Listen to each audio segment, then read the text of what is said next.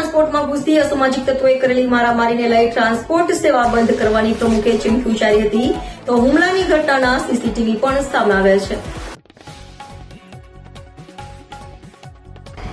સારોલીમાં decay transport ગોડાઉનમાં ઘૂસી અસામાજિક તત્વો દ્વારા 3 ઇસમોને ઢોરમાર મારવામાં આવ્યો હતો। સલમાન સહિત 2 ઇસમોને માર મરાતા સલમાનને માથાના ભાગે ગંભીર ઇજાઓ થઈ હતી, જે સમગ્ર ઘટના સીસીટીવીમાં કેદ થઈ હોય, જેને લઈ ટ્રાન્સપોર્ટના પ્રમુખ યુવરાજભાઈએ ટ્રાન્સપોર્ટ બંધ કરવાની ચીમકી આપી હતી અને સીસીટીવીમાં કેદ થયેલા ટ્રાન્સપોર્ટના 3 ઇસમો પર હુમલો કરનારાઓને પકડી પોલીસ કડકમાં કડક કાર્યવાહી કરે તેવી માંગ કરી હતી।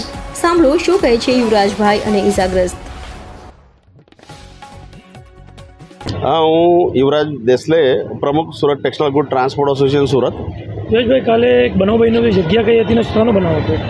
આજે આપણે જ્યાં ભેગા છે આ ડીકે ટ્રાન્સપોર્ટ છે અહીંયા, ત્યાં મતલબમાં જે અમુક લારીવાળાઓ અહીંયા માલ બુક કરવા માટે આવે છે। એક જગ્યા કઈ વિસ્તારમાં આવેલી? સારોલી વિસ્તારમાં અહીંયા। શું બનાવ બન્યો હતો? અને કાલે 3:30 થી 4 ની વચ્ચે ટેમ્પાવાળાઓ જે માલ લઈને અહીંયા ટ્રાન્સપોર્ટમાં નાખે છે એમનો રોજનો કાર્યક્રમ હોય છે અને ત્યાં મને એવા જાણવા મળ્યું છે મેનેજર સાહેબના થ્રુ કે ત્યાં એક માણસના પગને કંઈક મતલબ ભાંગેલો હતો, એમાં ત્યાં આ સૂતા હતા એટલે વખતમાં એક ટેમ્પાવાળા જે પાર્સલ લઈને આવ્યો ને એમના પગને મતલબમાં ત્યાં માથે મૂકી દીધું, બરાબર છે। એને વાગ્યા પછી જ આ જરાક બબાલ થઈ હતી, પણ વધારે મતલબમાં એને માણસો બોલાવી લીધા, 14 થી 15 20 માણસો બોલાવીને પછી બબાલ કરેલી છે અને લગભગ 4 જણાને ઇન્જુરી થઈ છે।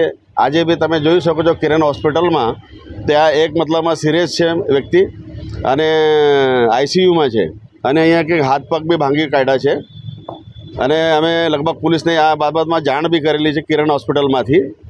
અમારે એક જ કહેવાનું છે કે આજે ટ્રાન્સપોર્ટ એસોસિએશનમાં બી મેં જાણ કરી દીધી છે ઉમાશંકર મિશ્રાને કે જે બી વ્યક્તિઓ છે એમને ઇરાદાપૂર્વક અહીંયા હાફ મર્ડરની કેસ મતલબમાં દાખલ કરાવીશું અમે, અને એવું નહીં કરવામાં આવશે તો પછી અમે ટોટલ ટ્રાન્સપોર્ટ હડતાલ બુકિંગ બંધ કરાવી 500 ટ્રાન્સપોર્ટર છે મારા અહીંયા, અમે બધા ટ્રાન્સપોર્ટવાળા બુકિંગ બંધ કરાવી દઈશું કાપડ પાર્સલની।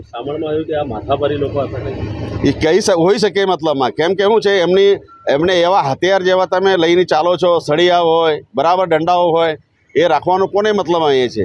આજની તારીખમાં તમે આવું બધી વસ્તુઓ રાખી નહીં શકો મતલબમાં, અને એવું કરતા હોય તો ઇરાદાપૂર્વક મતલબમાં કોઈ હાફ મર્ડરનો કેસ બનશે એના પર। તો સારોલી પોલીસે શું અભિપ્રાય? અમને બાહેધરી આપી છે કે એમને જે લીગલી છે સીસીટીવી ફૂટેજ બી આ લોકોએ લીધા છે અને જે લોકો હશે એમના પર એક્શન લેવા માટે અમે કટિબદ્ધ છે એવી એમને આશ્વાસન આપ્યું છે અમને। સારોલી પોલીસે કોઈ ડિટેન કર્યા છે એકાદ આરોપી? ના, હજી સુધી તો નથી કર્યા મતલબમાં, અને અમે એમના એસોસિએશનમાં બી જાણ કરી છે એ માણસો કશે જવાના નથી।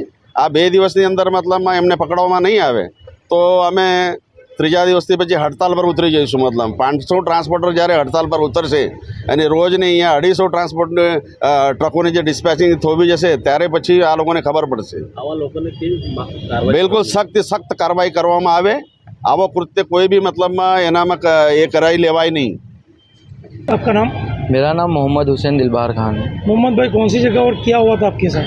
सारोली में सर एक्चुअली दोपहर के 3:30 से 4 बजे के बीच में यहाँ पे कुछ पंडित पार्सल डालने आए थे और उस दरमियान पावर पे पार्सल लगने के बाद में इन लोग ने गाली गलौज चालू कर दी और उसके बाद में चिल्लाना चालू कर दिया और हम लोग ने जाके सब चीज़ सही भी करवाई, फिर भी इन लोगों ने गाली गलौज करते करते हाथ उठाना चालू कर दिया। वो चीज़ सब सॉल्व हो गई, आखिरी में उन लोग चली भी गए और फिर बाद में रिटर्न आते हैं, कोई डंडा लेके आया, कोई टामी लेके आया, कोई जेग लेके आया, सब लोगों ने मारे।